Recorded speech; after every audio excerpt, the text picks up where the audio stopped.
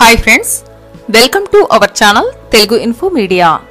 అన్నవరం సత్యదేవుణ్ణి దర్శించిన, సత్యనారాయణుడి వ్రతం ఆచరించిన సర్వ పాపాలు తొలగిపోతాయని, సుఖ సంతోషాలు వెల్లివిరుస్తాయని భక్తుల విశ్వాసం. అడిగిన వరాలన్నీ ఇచ్చే దేవుడు కాబట్టి అన్నవరం సత్యదేవుడిగా భక్తులచే పూజల్ని అందుకుంటున్న ఆ స్వామి ఆలయానికి శతాబ్దాల చరిత్ర కలదు. భక్తుల పాలిట కొంగు బంగారమై విరాజిల్లుతున్న ఈ క్షేత్రంలో తయారయ్యే ప్రసాదం అమృతం కంటే రుచిగా ఉంటుందంటే అతిశయోక్తి కాదు. పురాణాల ప్రకారం అన్నవరంలో వెలిసిన శ్రీ వీర వెంకట సత్యనారాయణ స్వామివారి ఆలయ చరిత్రను చూస్తే బ్రహ్మ విష్ణు మహేశ్వరులకు భేదం లేదని చాటి చెప్పటానికే ఇక్కడ వెలిసినట్టుగా తెలుస్తుంది. భూలోకంలో పరస్పరం కలహాలతో జీవనం గడుపుతున్న ప్రజలను బాగుచేయమని త్రిలోక సంచారి నారద మహర్షి శ్రీమన్నారాయణ్ణి కోరారట. ఆయన కోరిక మేరకు హరిహర బ్రహ్మ అంశలతో కూడి శ్రీ వీర వెంకట సత్యనారాయణ స్వామి పేరుతో అన్నవరంలో ఉద్భవించి మానవులను ఉద్ధరిస్తానని శ్రీమన్నారాయణుడు వాగ్దానం చేశాడు. అన్నట్టుగానే నారాయణుడు సత్యనారాయణుడిగా అన్నవరంలో స్వయంభూగా అవతరించినట్టు పురాణాలు చెప్తున్నాయి. అంతకుముందు భూలోకంలో ఏ ప్రదేశం తన అవతారానికి తగినదిగా ఉంటుందని ఆలోచించిన నారాయణుడు అన్నవరమే సరైందిగా నిర్ణయించుకున్నాడు.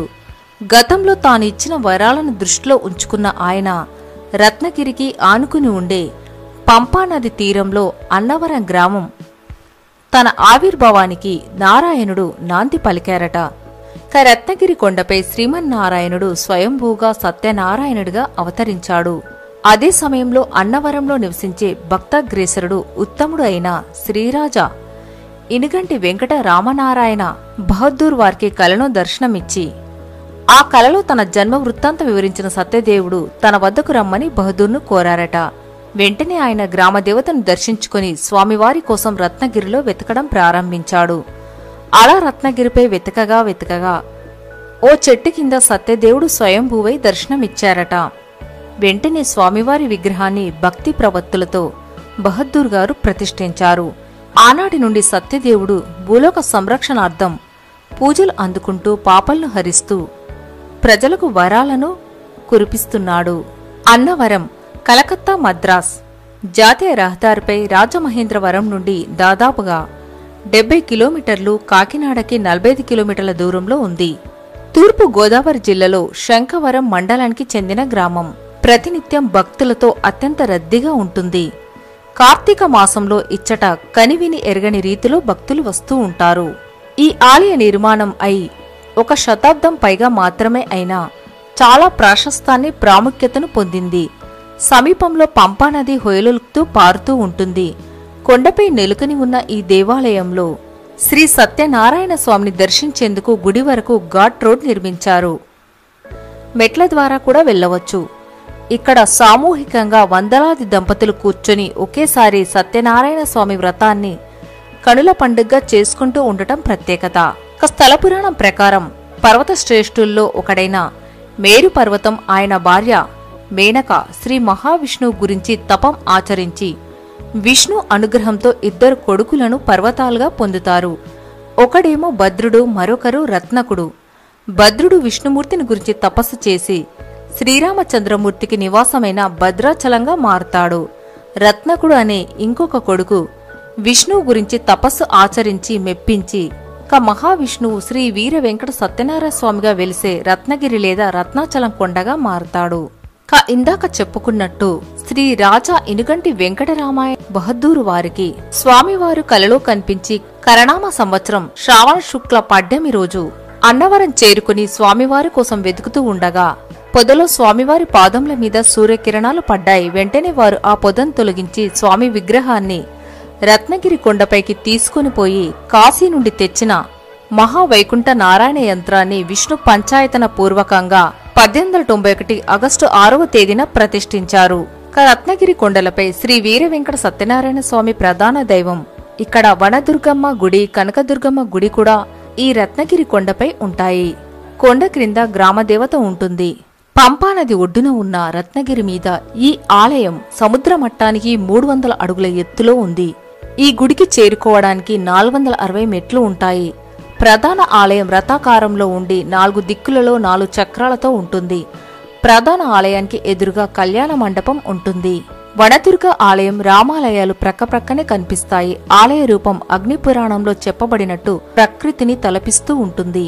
ఈ ఆలయం 2 అంతస్తులో నిర్మించబడింది. క్రింది భాగంలో యంత్రం, పై అంతస్తులో స్వామి విగ్రహాలు ఉన్నాయి.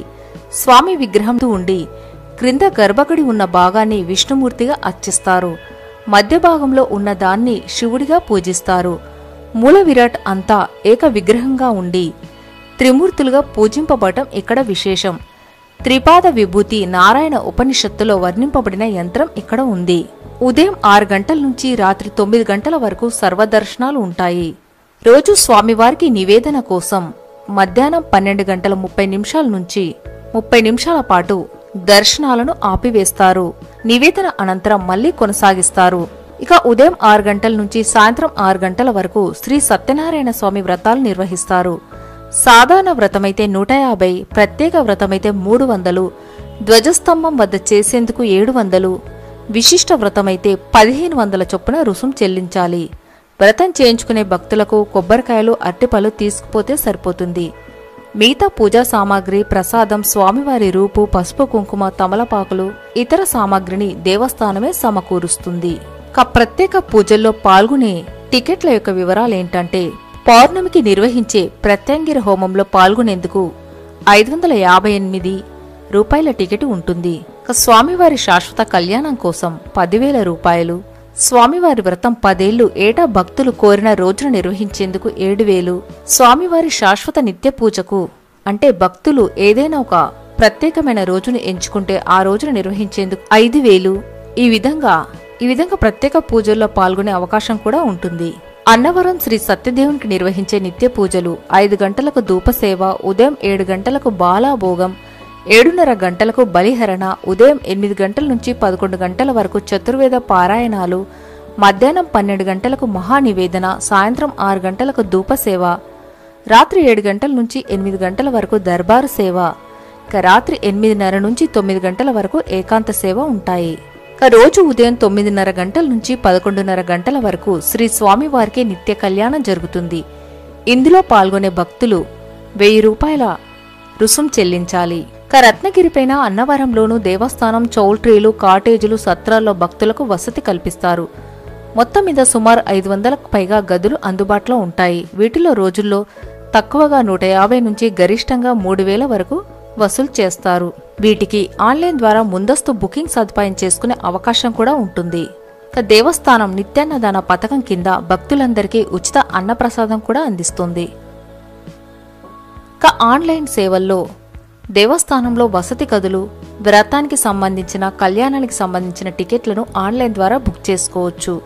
శ్రావణ శుద్ధ విధియ శ్రీ సత్యనారాయణ స్వామి జయంతిని జరుపుతారు. వైశాఖ శుద్ధ దశమి రోజున శ్రీ స్వామివారికి కళ్యాణోత్సవాలు జరుగుతాయి. శ్రీరామనవమి, చైత్రశుద్ధ పాడ్యమి, ఉగాది, సరస్వతి పూజ, శ్రీకృష్ణాష్టమి మొదలైన ప్రత్యేక ఉత్సవాలను నిర్వహిస్తారు. 1970లో ఆలయం మీద పిడుగుపడి ఆలయ విమాన గోపురం పగులు బారడంతో రుద్రాక్ష మండపం మీద పగులువారి వర్షపు నీరు విగ్రహాల మీద పడుతుందని ఆలయానికి పునరుద్ధరణ కార్యక్రమాలు చేపట్టారు. పునరుద్ధరణలో భాగంగా నారాయణ గోపుర కలశం, సూర్యనారాయణ శంకర పంచాయత కలశాలు స్వర్ణపు పూత చేయడం జరిగింది.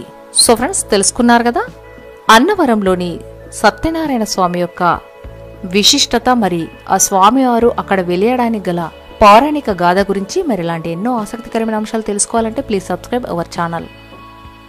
మీకు కనుక వీడియో నచ్చితే తప్పక లైక్ అండ్ షేర్ చేయండి. Thanks for watching.